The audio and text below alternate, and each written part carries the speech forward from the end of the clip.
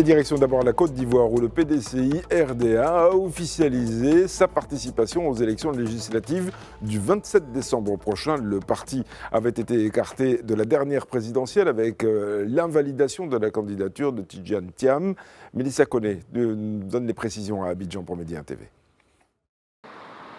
Ici en Côte d'Ivoire, après avoir manqué la présidentielle d'octobre 2025 en raison de l'invalidation de la candidature de son président Tidjane Thiam, le PDCI RDA a décidé de participer aux législatives. Le Parti démocratique de Côte d'Ivoire a investi mercredi dernier ses candidats pour les législatives du 27 décembre 2025.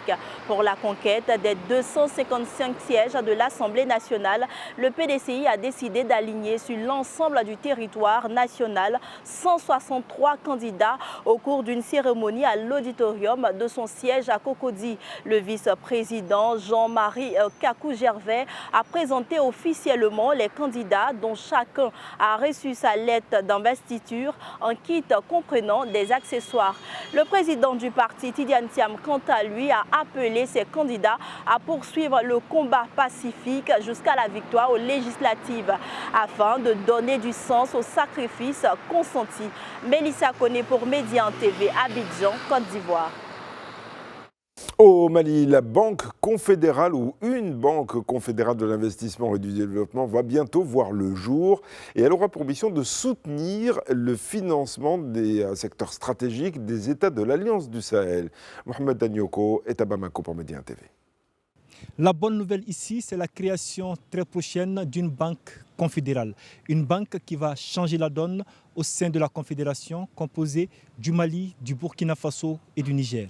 Les statuts ont été approuvés cette semaine même ici à Bamako par les ministres de l'économie et des finances des trois pays. Le capital de départ est fixé à 500 milliards de francs CFA et cette banque de développement va permettre de financer les infrastructures, l'énergie et tout ce qui est essentiel pour le développement économique de la Confédération de l'Alliance des États du Sahel.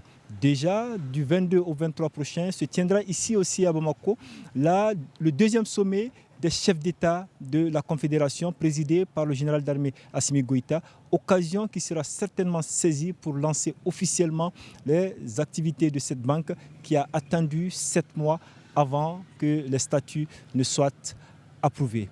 Aujourd'hui, il faut noter que la Confédération est bâtie sur 3 piliers fondamentaux que sont la sécurité, la diplomatie et le développement. Et justement, cette banque rentre dans le cadre du développement de la Confédération de l'Alliance des États du Sahel. Mohamed Danyoko pour Média à Bamako, au Mali.